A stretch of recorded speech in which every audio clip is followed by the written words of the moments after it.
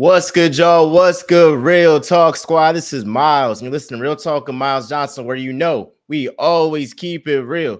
Let's get straight into it, man. We have a special episode, and like I've always said, if I bring a guest, it's a heavy hitter.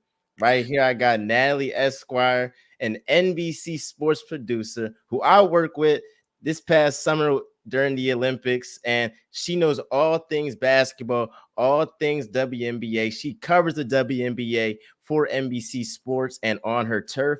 Make sure to follow them. Link in bio. And I just want to have you on here, have a conversation during the WNBA playoffs. Natalie, appreciate you during your busy schedule hopping on Real Talk. Don't be silly. Thank you for having me, Miles. Real talky. Let's go. Let's do it. Let's do it. I first want to ask, you made that shift from law to sports and sports journalism, sports content creation. What was behind that? I know you probably get that question all the time, but if for the people, what was behind that, and any advice that you would give for somebody that would like to make that shift? Yeah, I am a lawyer, and I still am. I still have my law license. I don't practice anymore, but I did not enjoy practicing law. And so for a long time, I didn't know what I want to do. And I didn't always practice. I sometimes worked in the legal field, worked in legal tech, but didn't always practice law. But I was in that industry for over 15 years, a very, very long time. And I'd always been searching, trying to figure out like how to get out, do other things. And I'd become interested in sports. I want to say like actually working in sports, going back to like 2012, 2013. And I tried to use a lot of my connections behind the scenes and apply for positions that I thought I could leverage my skills already to work behind the scenes. I didn't want to do sports law, and I didn't want to be like an agent, which usually a lot of lawyers are. That's not what I wanted to do. But because I had also a lot of business roles, product marketing, product management, I worked in technology. I thought maybe I could be like a product manager for the NBA or, all these. I just kept trying to leverage the skills I had and just said, well, let me take what I do now. If you're a product manager, you can do that anywhere. You're just managing a different product. But it wasn't working. I would like get some initial interviews. A lot of people are like, but you're a lawyer, or this position, you're too junior for it, or whatever the case may be. And people would always tell me though, like, you need to start a blog, you need to do a podcast. And I'm like, nah, nobody wants to see me do that. So all the while all this was happening on the side, I had like a Twitter brand that was growing. And I've gone through many iterations of my name, but I'm Natfluential now. So Influential, yeah, follower. Link in bio too. Got the Twitter on there. spelled, it's spelled the way it sounds. And I would just talk mostly NBA, a lot of Warriors. That's the NBA team that I cover, although I do cover the league at large. And like my following, people kept pushing me like start a pod, start a pod. And so eventually I did. I finally got the courage to do it. A lot of that had to do with like spaces, like starting on Twitter and sort of booming, and I would like talk in a lot of spaces, and my following started to grow, because people could hear me talk hoops and they'd be like, oh, okay, let me give this girl a follow. So I eventually, started my own podcast. And by the time I started, I had a few thousand followers, couple thousand. I honestly don't remember the exact number. But I also had like a number of credible people who follow me, like sports media, NBA media, big accounts, that were reputable. And so I started my podcast, and I would invite some of those people on to join my show. And between doing that and continuing to do the spaces, and I created some other brands, I got on the radar of Michael Smith, who used to be at ESPN with Jamel Hill for His and Hers, but he had a show at NBC Sports called Brother from Another. And so they invited me to be a guest on the show. I had his good friend Vincent Goodwill on my podcast, and I think somehow it ended up on his timeline. So he liked what he saw. had his producer reach out to invite me on the show. And that was kind of like the beginning of our relationship. Once I did that, we hit it off. I appeared some more times. One of their producers left the show. I inquired, and I ended up becoming the new producer for Brother from Another. And then that's how I ended up at NBC Sports. And I just wear many hats and do many things. That's awesome. That's awesome. But yeah, y'all see it like networking, all that, relationships. I mean, if you want to get in this, you already know that's a big, big thing. Want to dive right into basketball, and we in the thick of WNBA playoffs right now. First, want to start off with this question. You've covered the league, whether it's been NBA, whether it's been WNBA, and particularly in the WNBA, there has been a wave of new fans with the likes of Caitlyn Clark and Angel Reese, Rakia Jackson, Cameron Brink, and this star-studded rookie class bringing in a whole lot of more eyes to the game.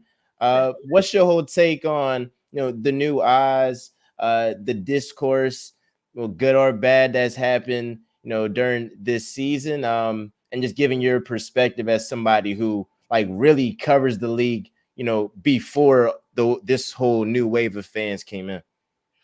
Yeah, so I've been covering the league for a little over 2 years now, so I'm still newer to covering it, but yes, I was here before this big wave.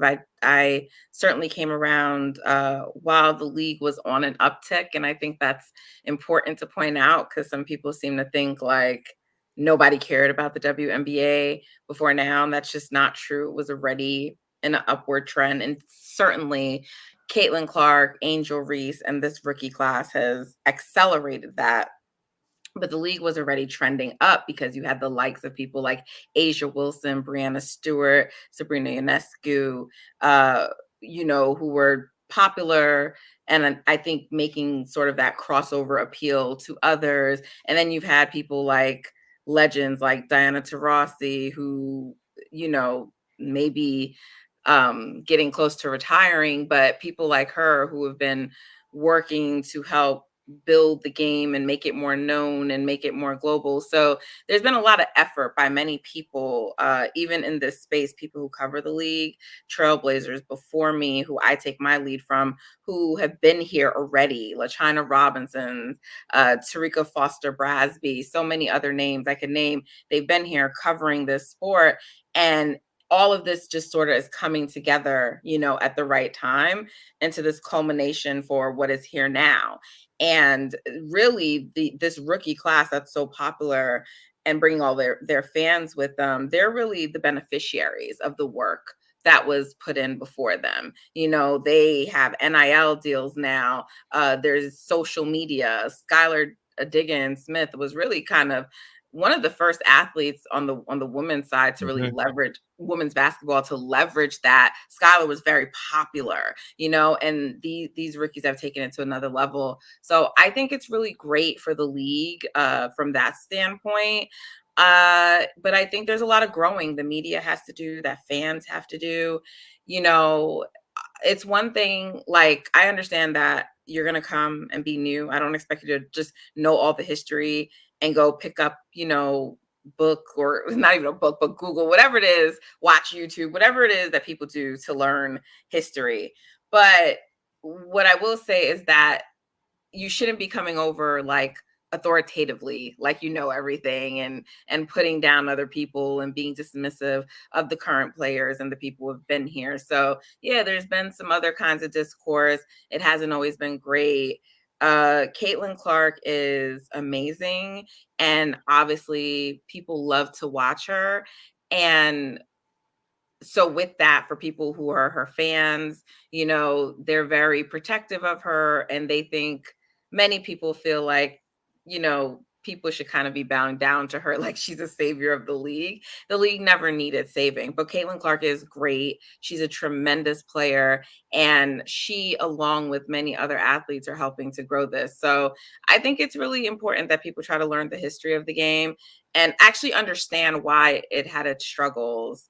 I've been talking for a minute, but I'm just going to end with this. When the league first launched back in 1997, it actually was incredibly popular. It had a lot of appeal. If you notice, a lot of times when Caitlyn's records are cited, it will say the first since this time, the first since this time. And it's always going back to those early years of the W, because the league was thriving. It was exciting. They were coming off of winning the Olympics. You've heard about that team with Dawn Staley and Yeah. Rebecca and all these people, right? And they were coming off of that, and the league started, and it was an amazing first season. There was so much excitement around it. The ratings were great. And what happened was it went to cable, and the product got buried, and the investment in women's sports stopped. And if you don't invest in something, if you don't put the money in it, if you don't promote it, if you don't show it, if you take a team like the Liberty and move them to Westchester where it's not accessible for people to access it, when all these steps are taken, all that momentum they had just went away. I always ask people, why do you think people liked it and were watching it and then just stopped for so many years? Do you think the product just stopped being good? Because that's not natural, right? The evolution of things are that they get better, players become more skilled, right? So Mhm. you would expect that the product will become better. These women have always had amazing stories. There have been amazing players. We talked about Diana Taurasi already. I'm sure people have heard of Sue Bird. You've had Maya Moore, Candace Parker, and on, right? Cheryl Swoops. There have been so many great players. Tamika Catchings, a player from the franchise that Caitlyn Clark represents now. So many great players, and their stories were not being told. And so that is the reason why there was this fall off and people didn't know about them. And that was both at the college level and the pro level. And so I'm so happy that they're getting their recognition and just due now. But I do think it's important that that history is told and that we don't disrespect the legends of the game, but bring their stories forward so that people learn about them. That was beautifully said. And, my perspective on it, like these past 2 seasons of March Madness, I swear to you, I watched more women's college basketball than men's. I don't It was find the better. men's It part. was way I better. don't. I don't find the men's that exciting. After Zion left, it's real. I mean, Zach Edey. I mean, great player, but I'm not really that drawn to him. And so I was watching LSU versus South Carolina. I was jumping out my seat. My mom was texting me during the game. Oh, Camila, Angel, they going off, they going at it, and that's what you love to see. Like, and I think that's kind of what I got annoyed with the discourse a little bit was like these really like some dogs out here, and dogs in like a good way. Like Yeah. there's some real like athletes that at the highest level they're performing and they're super competitive. And yeah, it might be an instance or two that it gets, somebody goes overboard, but in totality, everyone is super competitive. And the mindset is you're not about to come into my league and just tear it up. Why would I want that? You wouldn't. LeBron and all these guys, it's not like they have these rookies coming in and they're like, all right, you're about to take, my They spot. go at them. Yeah, they're They not. got rookies in the NBA. And so all this stuff is done in the men's game, and we don't act like this. We don't say that the men are jealous. We don't have a segment on analyzing every foul only for one player, because let me tell you, there are hard fouls every night. So that's why I said it's not just fans, it's the media. The media needs to do better. I see a lot of conversations online today about Caitlyn's eye. Caitlyn's eye is fine, okay? I was at that game and she was fine and she will be fine. Things happen. I don't think there was anything dirty that happened. And I'm saying that because I'm not going to spend time talking about that. I did a segment today and some of her fans were in the comments like, you guys aren't going to talk about the dirty play. You're not going to talk about her eye. No, because there was no dirty play. And we need to stop like normalizing that, because I can tell you a bunch of things that happen in many games with players, and I wasn't analyzing that. So why am I analyzing someone getting poked in the eye? Like, listen, it happens. It's unfortunate, but it's basketball. It's a physical game. Things happen. Yeah, and I would say like I feel like the discourse got better. I was always like early on, the discourse might not have been as positive as folks like before, like the hype came would have liked. But I always was like, shoot, like same way how some people they comment on my Eagles takes and they comment on it, I'm like, shoot, like good or bad, it's some good engagement overall. It's gonna end up growing my channel. I feel like the same way, like, and we're seeing now. I feel like after that Olympic break, it was really getting more towards like, oh, Caitlyn really hooping. Oh, Angel really hooping. Oh, I mean, Asia always was hooping. That was never even like a question. We're gonna talk about her definitely soon. But like, I feel like the discourse got better. And again, like my perspective was, I was new to it when I saw Caitlyn's rookie debut. And it wasn't as good as I anticipated. DJ Carrington picking her pockets all day. But I Welcome started to the looking league, back bro. and like, all right, like Candace Parker, she won her MVP in her rookie year. That is something that like you MVP don't and ever rookie think. of the year. I don't even think that that's something like that is fathomable, like could ever happen. Like It'll Wemby win likely the never happen MVP. again. Like what? That's like that's insane to me. I see her stats. I'm like almost a 34-point triple double. I'm like, all right, so now I start like because of the hype. Now I'm looking at all right, the greats before them, and that's all it is. And it's some trolls on Twitter, but I feel like we definitely go in the right direction. So speaking of Miss Clark, she had a all-time great rookie season, 19 points, eight assists, 5 rebounds. Multiple records have been broken. Tough night, tough afternoon on Sunday. But like, really, how would you rank Caitlyn Clark's rookie year in history? Yeah, I mean, Caitlin Clark had an amazing rookie season, and the stuff in the beginning of the season with her probably getting off to a little slow start. I like for people who have been here, that didn't really surprise us. I don't even have to say for people that have been here. I don't think that should surprise anybody. If you equate it to the NBA, Wemby got off to a slow start. Remember, there were some people who were saying like, "Oh, he may not be what we thought. It was too much hype." And by the end of the season, those people look silly, right? Like Caitlyn was always going to figure it out, and some people figure it out faster than others, but that was always going to happen. So I think what you saw, the improvement in her game over the course of the season is amazing. And uh, I think the thing that I love most about Caitlyn is her passing. She's a great facilitator. She really is. And I also love her ability to control pace. And so she had a tremendous season. Her shooting is going to get better and it's already great. But I know, like, by her standards, her shooting wasn't what she always wanted it to be for the season. But she had an amazing first season, and I'd say it's probably like top 5. This gets tricky because I think this really depends on how, like, what you determine is better, right? So Candace Parker is usually by most people going to always be considered the best because Yeah. a lot of people just go and they look at the stats and they say her Caitlyn's stats are better or they're similar. But first of all, Candace Parker was a post who was dominating, which is a very different thing.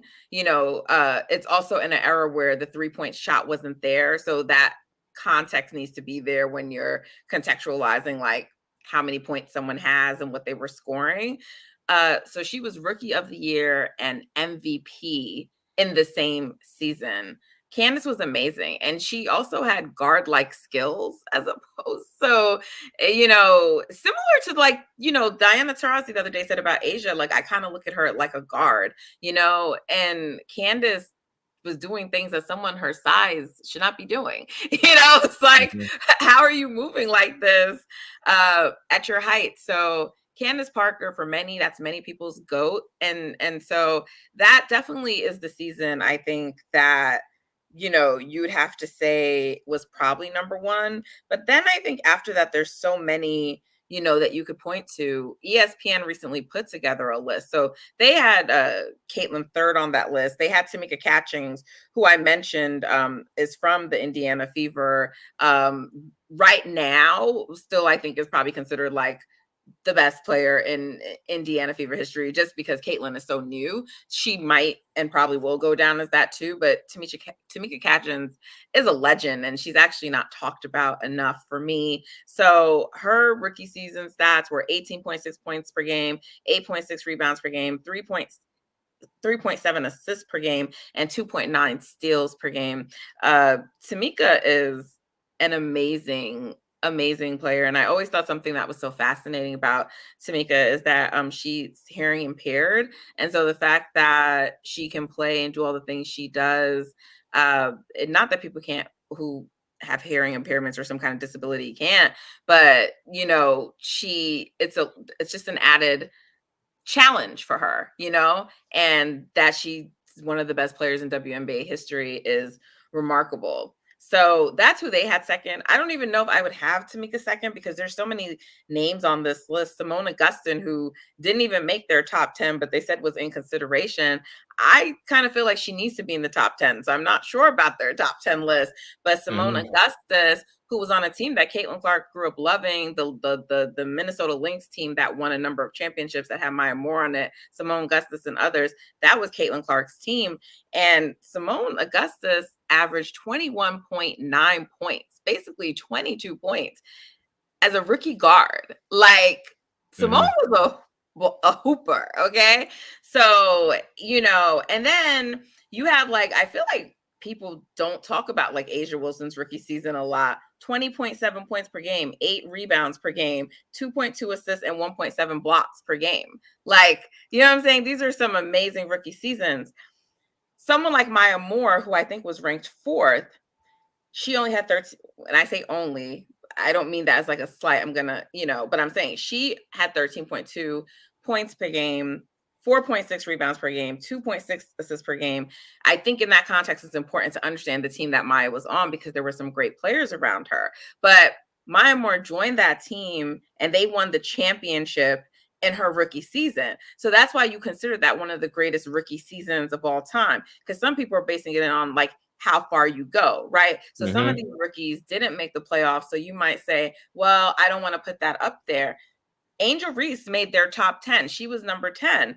And I don't think, people need to really put into context what Angel Reese did. A lot of people try to minimize her season, try to make fun of her, say she just rebounds her own shots. It's not true. The math has been done over and over and over again. If you took out all her own shots, she would still be one of the top rebounders in the league. And if you ever look at all the records she's breaking, it's always list of all-time greats. It's always all-time greats. And so to do this in her rookie year, 2 rookies had a category that they led in. Caitlyn Clark led in assists. Angel Reese led in rebounds. A'ja Wilson led in scoring. But the other 2 stat leaders were rookies. Yeah. That is incredible. Okay. So, and we know if Angel Reese did not go down this season, she would have maintained the rebounding all-time record. A'ja Wilson passed her because obviously her season continued and Angel Reese's didn't. So those were just a few that I highlighted, but Diana Taurasi's on this list. Tina Charles is on this list. Elena Deladon, who also, when she was the MVP, had an incredible MVP season, but her rookie season was also great. In her MVP season, she shot 50, 40, 90. Listen, there have been so many great players in this league. So Brianna Stewart as well, a tremendous rookie season. It's very hard for me to really pinpoint this. So it's kind of like in the NBA where I always say, I think Jordan is GOAT. And I'm not one of those people that LeBron is just second. I think second through everybody else, you can make arguments for. I really do believe that. I think Candace Parker is the best rookie season of all time. And then we can debate 2 through 11, you know what I mean? Or whatever. Yeah, that's definitely a good point. I liked how in that ESPN article, they noted that not only was Tamika Catchings great offensively her rookie season, but defensively, I mean, she was locked down. She was locking folks down, and that was the edge that they had over Caitlyn. And similar to what you said, with Caitlyn and her passing ability, her vision, I had a trip to go to Iowa, and it was November 2023 with my NYU class, and then they wanted to cover the caucuses, and I'll do politics, but that's not really I don't really be trying. I was trying to feel all right, what can I what angle sports wise kind of write about during this trip? And I was oh, Caitlyn at Iowa, let me write about like her impact on the area. So I ended up going like her high school and interviewed her principal, athletic director, her coach, and then the coach told me a story where basically it was a football game, and after the football game, the bleachers were it was trash all over there, and it was Caitlyn and another student who like was the only students with the principal cleaning up the whole mess. And he was basically alluding to the fact that she's a giver, she helps people, and her greatest gift is her like giving to other people. And so like that was like that like almost was like a foreshadowing to like what we see now is like, yeah, like the shot making is great. The shot making is great, and that's probably the biggest reason why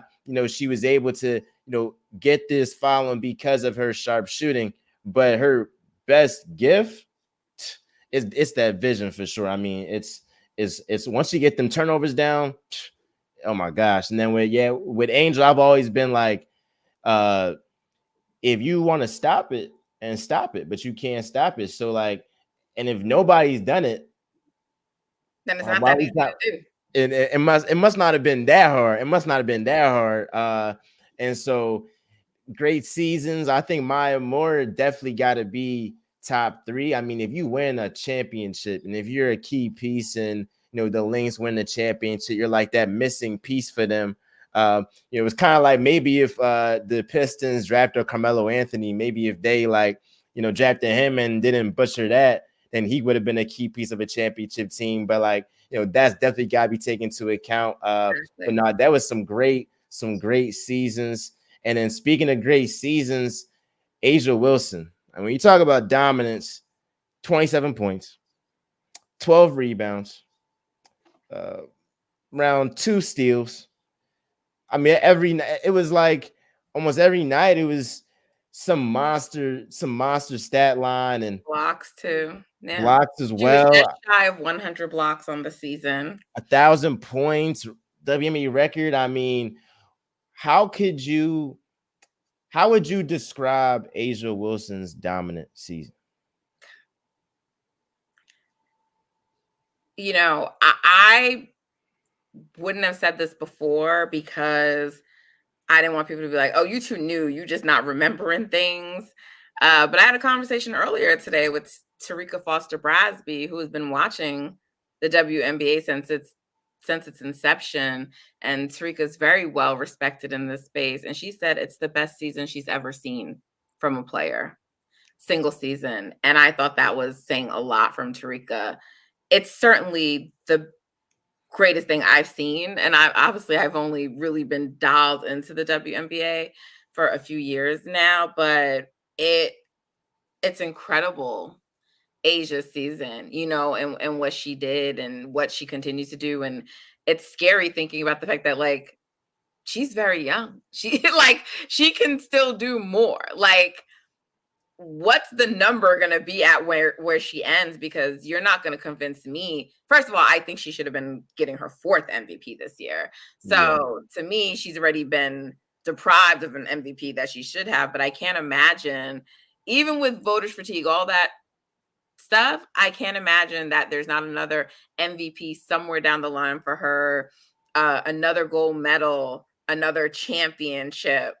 The list goes on. More rebounding records, more defensive player of the years. I mean, she is like, to me, it's time that we start discussing A'ja's place in the GOAT conversation. And I don't think it's premature. She is one of the best basketball players, not just woman, but best basketball players I've ever watched play on the court.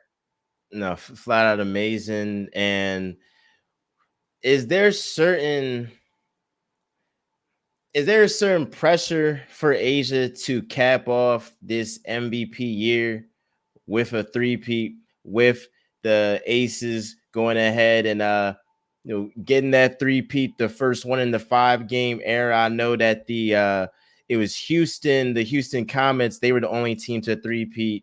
And they had like the league's first 4 championships. But in the 5-game era, the Aces have a chance to cement themselves in history. Is there pressure on Asia to go ahead and cap off her MVP season with the championship? I'm so sorry. Excuse me. I mean, there's probably self-imposed pressure by them, certainly not from me. I don't think it's gonna say anything or take anything away if they don't. Three-peating is very hard. And a lot of teams got better in the offseason with the intent of beating the Aces. They added pieces to their teams to challenge the Aces specifically to combat, the Aces. So their path is certainly going to be very difficult back to the finals. Should they make it out of this first round with the Seattle Storm, who is a very good team. They have Nneka Ogwumike on that team. They have Jewel Lloyd on that team, the Gold Mamba, right? Nneka is a former MVP. I could just do a whole episode on Nneka. I won't, but I need people to understand Nneka is incredible. She's incredible player. They have Skylar Diggins-Smith on that team. This is not a team they're not full of scrubs. They added Gabby Williams. This is a very good team. I know a lot of people got familiar with Gabby Williams in the France-US game, saw her hit that shot at the very end that if her foot wasn't on the line, would have scared Team USA, right? This is an amazing team that they're playing in the Seattle Storm. So they have to get past the Seattle Storm. And should they do that, they're likely facing the New York Liberty. So we would be getting the finals rematch, but in the semifinals, they will not have home court advantage the rest of the way. Unless the Fever somehow advance and make it all the way to the finals and they see them again. All the other teams that are most likely to advance, the Aces or the Mercury, but the Aces they have better records than all those teams, but they're unlikely to see a home court round again. Mm-hmm.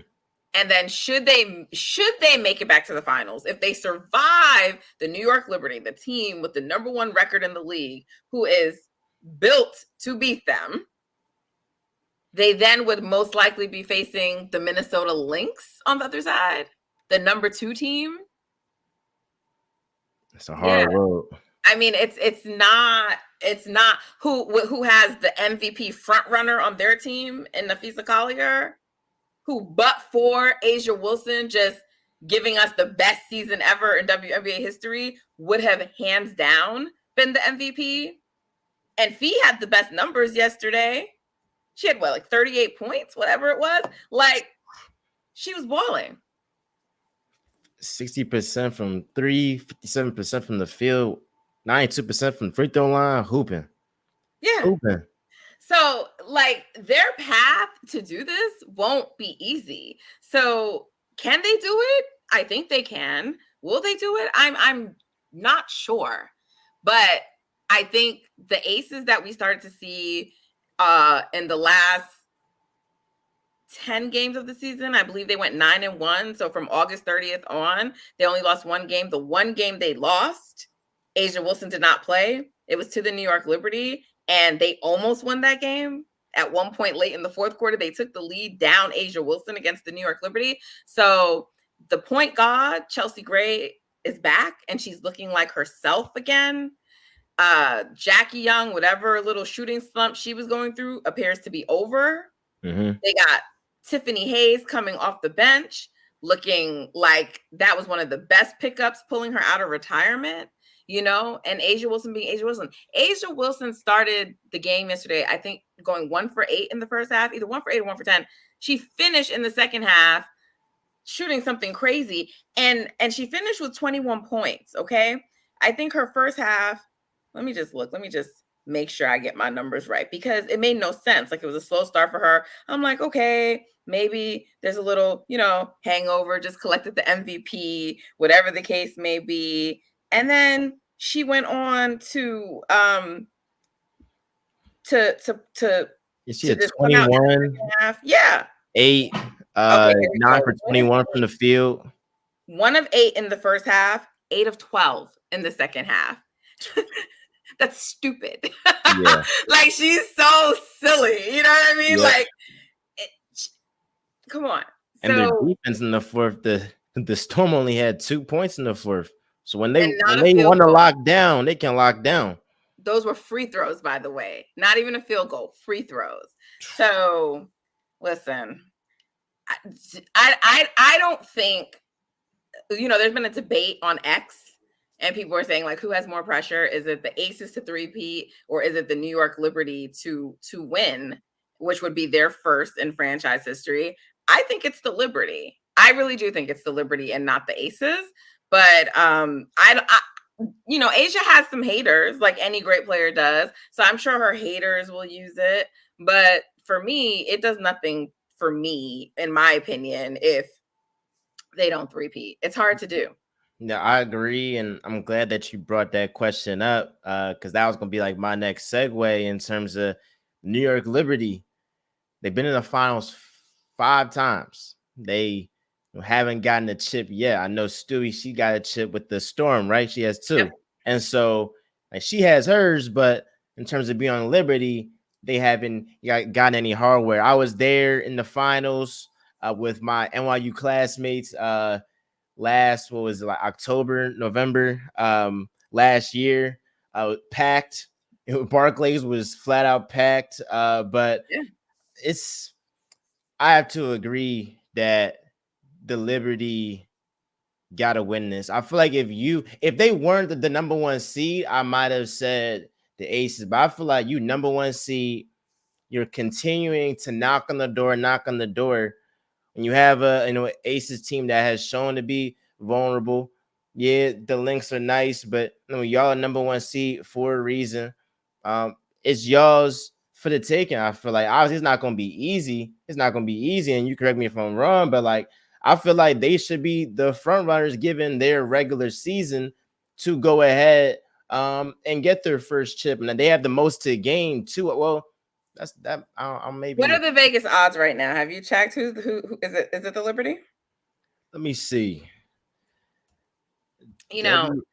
While you're looking those up, this is what I'll say, because a lot of New York Liberty fans do not like me. They think I don't like their team. They think I'm a hater of their team. I am not a hater of the New York Liberty. I just think the Minnesota Lynx are better. So, and then the thing about the Aces, I feel like any quote unquote weaknesses they've had can all be explained by basketball reasons. Like, to me, they're not real weaknesses. It's like, yeah, they were struggling, but they were without their point guard. Like, any team missing their point guard, especially one who is the caliber of Chelsea Gray, they're going to struggle. And there's a lot of people who are new this year, or, because they're Caitlyn Clark fans, they really felt the need to try to put down Chelsea Gray. She didn't get the name the point guard for, an accident. She was a finals MVP in the Aces first championship. Like, do not play with Chelsea Gray's name. So she started to look like herself rounding out the season and in this first game, and she's only going to keep getting better throughout the postseason. And so, like, when you've won, when you've done what's necessary, like you mentioned, Stewie has done it. She knows what it takes, but that team together doesn't know what it takes. But the Aces do. They do. They've won. That unit has won together. So, like, to me, I think it's going to be one of those 3 teams, Liberty, Aces, or Lynx. That's what I think. But we'll see who it ends up being. But I don't really think that any of those teams should be any like clear advantage over the other. And I think people are still sleeping on the Lynx. To me, the Lynx, I thought they played like the best team all year. And I don't care about who has the best record, because Nafisa Collier missed some games. I think they would have caught the Liberty had she not missed those games. So, but I never care about best record, because best record to me doesn't equal best team. In my opinion, the team that played the best was the best team, in my opinion, was the Minnesota Lynx. And then I would put the Liberty after them. But then with the Aces, when they got their mojo back, they did have the best defensive. Like over that 10-game stretch I said, they did have the best offensive rating, the best defensive rating, the best net rating. So Yeah. I feel like, yeah. The Aces, they remind me of your team, the Warriors, where it's like, yes, it's really like, all right, I feel like y'all be getting bored sometimes in regular season. You know what it takes to get there. You've been there and done that. And it's kind of like, are we there yet? Are we there yet? And then just like the Warriors would do with KD and all them, Steph, especially that team, because especially in like 2017, 2018, they were losing some games that's like, all right, y'all shouldn't even be, y'all too talented for this. But it's like, I feel like the Aces, once they were like, all right, it's time to get in that mode, it's time to turn it on. white t-shirt. After that Olympic break, they went ahead and turned it on. So I still feel confident that the Aces is gonna go ahead and pull it off. Yeah, I saw Liberty. I saw Liberty the other day, a friend from church. I mean, they cool. I mean, they cool. yeah, Look, they the Liberty are cool. a very good team. Like, if they're not your cup of tea, that's cool. But like, because I just don't want their fans to come for me. They are really a very, first of all, they're a more talented team than the Lynx in terms of like the high end talent on that team. You have Brianna Stewart, you have Sabrina Ionescu, you have Jonquel Jones. They are a super talented team. Like, those three are probably all making all WNBA teams, right? So they're going to have 3 all WNBA players. I'm pretty sure the Lynx will not have another all WNBA player besides Fee on there. I don't think another ace is making it besides Aisha this year, right? So they have a very talented team. I'm not trying to take that away from them. But it's like, are they gonna perform when all them chips on the line? I just know that the Lynx have owned them all year. Like, the one game that the Liberty won, they won it in the fourth quarter, literally. Like, they've only outplayed the Lynx in one quarter. If you want to, I'll say 2 now, because in the last game, even though the Lynx won, they kind of let down and let the Liberty get back in and kind of build like didn't build a lead. The deficit was too big. They weren't able to complete a comeback, but they let them back in the game, similar to what they did yesterday. And they do that a lot, but yet they somehow still like just flip a switch to them, like, okay, it's crunch time. Let's get it done. Let's get it done. But for the most part, they have owned the Liberty all season, So, and some would say, well, Nat, they own the Aces. They won the regular season series 3-1 for sure. And that's why I said it would be a very tough opponent on the other side. But the version of the Aces that they played was not the version of the Aces in those last 10 games of the season. It's not the Aces who are playing right now. And so I don't know who would win that battle, but I think it would be a very good series. And if it ends up being Liberty Lynx, I mean, it probably will still be a very good series. I don't think the Liberty are going to go out like that, but I'm just saying, like, the Lynx have been outplayed them all season. And so in the playoffs, it's 5 games, teams learn each other, there are adjustments, blah, blah, blah, all those things. I feel like most people are still underestimating the Lynx. I'm not one of them. If it was right now, if it was Liberty versus Lynx, I would pick the Lynx to win that series.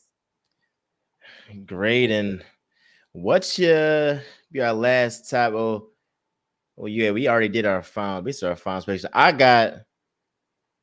Wait, so what about the Connecticut Sun? Like, they not ready for prime time yet? It might be. The Connecticut Sun, when the Connecticut Sun talk about being disrespect, and they spell disrespect with the CT capitalized and Ain't they just get here? Or I'm tripping. Ain't they just get here, or I'm tripping? No. But when they're talking about disrespect, they're talking about me, not just me. I'm just saying they're talking about people like me who don't really look at them as a real contender, don't give them the chance. I think they are one of the contending teams. I've had them as one of the contending teams all year in my power rankings, but within the contending teams, there's a hierarchy, right? So the other ones are 1 through 3, they're 4th for me. And it's mostly because of their offensive challenges that they have sometimes. And it's also because when I look at who the best player is on each of those teams, their best player in Alyssa Thomas is always going to come forth behind Asia Wilson and Fee and Stewie, right? So the other teams just have like an advantage. Their defense, though, is so stellar. It's so great. It will always keep them in games and have them in games. Like, their defense is annoying, yo. Like, it is. It's an elite defense. It's been top 3 all year. 1 week it's 1 week it's 2. It never goes below 3. So their defense is tremendous. It's their offense, which is their weakness. And so it's because of that weakness why it's hard for me to like pick them. They do give the Minnesota Lynx challenges though. And so should they beat the Fever, and a lot of people, me included, I thought ultimately the Sun can win this series. I wouldn't be shocked if it went to a game 3, but I thought if there was going to be an upper seed that got upset, that they were the most likely target. And so, but the adjustment yesterday to put DeWanna Bonner on Caitlyn Clark really seemed to bother her. The length did. And I don't know what the fix is for that, but yeah, it was a great adjustment. And so I will see, but they came out there and by the second half, they took control of that game. And the Fever, they looked like a deer in headlights. It was like, oh, welcome to the playoffs. Like, y'all better adjust quickly. So the Sun, do they have a chance? Yes. Do they have a path? Yes. But I wouldn't bet on them. You won't bet on it. What's your most intriguing first round matchup? I would say Liberty, they gonna storm past the Dream. I mean, come on. I mean, I got Aces making it next round. Although like you said, it's not gonna be as sweet, as folks may seem with the the Storm. But what's your most intriguing first round matchup? Least intriguing is easiest, what you said. It's like New York Dream. No disrespect to the Dream, but I just, they don't have the horses Star to power. Yeah. So typically the 4-5 matchup is usually going to be really good, right? Because 4-5 usually means they're pretty evenly matched teams, blah, blah, blah, blah. So I would say that one coming in, but the Lynx and Mercury have become an interesting series to me, and really, I mean, the Sun and Fever are too, but the Lynx, because I didn't expect the Mercury to do what they did yesterday. Like, they almost won that game, and you got to remind yourself, like, yeah, fine. Diana Taurasi may be about to retire. She's old, but like, she's won. She's a champion. And like, she ain't going out like that, Natasha Cloud, she had 33 points. How many points did she have? She went off yesterday. Went off 14 for 23, 4 for 8 from 3. Whew. I mean, that was not something. 33 and 10. Yeah, if you would have told me that was Kalia Copper's stat line, I wouldn't have been surprised, because she's had the most 30-point games in the WNBA this season. She's been great.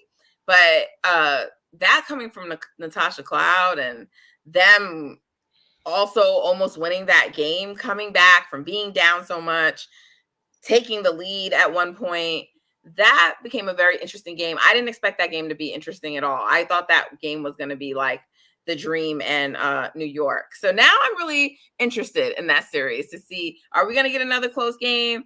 Are they going to push it to Phoenix? So, if this is it for Diana, it's going to, at least she's going to win it on her home court, or it's going to be the last on her home court. But are they going to push it to a game 3? So we'll see. But I think that's the one that's the most interesting for me now. Mm-hmm. I think my answer has changed after game 1. But if you talked to me coming in before, I probably would have said the 4-5 matchup with the Aces and Seattle. Before the playoffs started, I would have said the Fever and Sun. But it looked like in that first game, they just overmatched. There's some young pups in there. I don't know if they might just be a year or two ahead of schedule right now. Is that true, or is it like they can make it a little something? Yeah, I don't think the Fever are ahead of schedule at all. I think this is where they're supposed to be. I think a lot of people take last season's record and they blow it out of proportion a little bit. And yes, you get the number one pick for a reason. But if you watch many Fever games, there's tweets of me last year saying like the Fever are better than their record. This was me saying that last year, right? Like their issue was always like most young teams, they couldn't close. Right? Because they're young, but they were in games, they were competitive. They weren't just like getting run over, you know? So I expected them to be in contention for a playoff spot this year when you understand the level of talent that Caitlyn Clark is. But even if she wasn't there, I really do still think they would have been like, you know, like one of like those teams like battling for 8 and like at the bottom of the playoff standings because they, like I said, you would have had Aaliyah Boston developing another year. You would have, you know, Nalissa Smith still there. You would have Kelsey Mitchell, right? Like they would have just grown as a unit together, the chemistry and so forth. So I don't think people realize the number of number one, number two top picks that team has. In a way, they remind me of the Aces. The Aces had multiple number one picks, and then they, you know, they put it all together. So I don't think the Fever are actually ahead of schedule. I think that they still do have the ability to make this a series. You know, obviously it's very unique. The first round is only 3 games, and you're now facing elimination. So that's a little different. We're used to like, okay, a few games in before a team is facing elimination, but they're now facing elimination. The Connecticut Sun have a history of losing game 2 and having to go on the road. And I think they feel very determined this year not to do that. So I think it's just going to be a really good game. I do. You know, if you force me guns ahead to pick, I think I'm going to say Connecticut probably will win it, but I would not at all, sorry if y'all feel like I'm hedging, but I would not at all be surprised if Indiana pushes it, you know, to a game 3. But if the Connecticut Sun offense is clicking again, I think it's a wrap. Yeah, that's right. Well, Natalie, it was a pleasure to have you on Real Talk. You definitely spit some real talk. Definitely spit some real talk. Can you tell the people where to find you and all that? Yeah, like I said, the handle is Natfluential, Natfluential on all platforms. So I'm not a big Instagram poster. I'll have to try to get better with that. But it's more so because I'm still adjusting to using that to promote my sports content. That was like my one personal space that was mine. So really, for if you want to catch most of my sports takes or anything like that, Twitter is really, or X rather, is really the place to catch me. And if you want to watch any of the content I put out, yeah, just click one of the links in my bio because it's not clean URLs. But on the NBC Sports YouTube page, On Her Turf has a digital playlist on there, and all of our episodes live there. So I have all of those linked in my bio, whether it's on Instagram or Twitter, and you can find some great breakdowns. We recapped all the games today. So it was really good stuff. So follow me, check it out. Appreciate you. And thank you, Miles, for having me on your platform, for allowing me to share the stage with you. I appreciate it. Real talk. Yeah. No, definitely drop some gems, all that. And y'all make sure you show some love. Hey, y'all, like, comment, subscribe, do all that jazz. Share with a friend and share with a friend. Yeah. We'll talk with MJ with Natfluential. We out.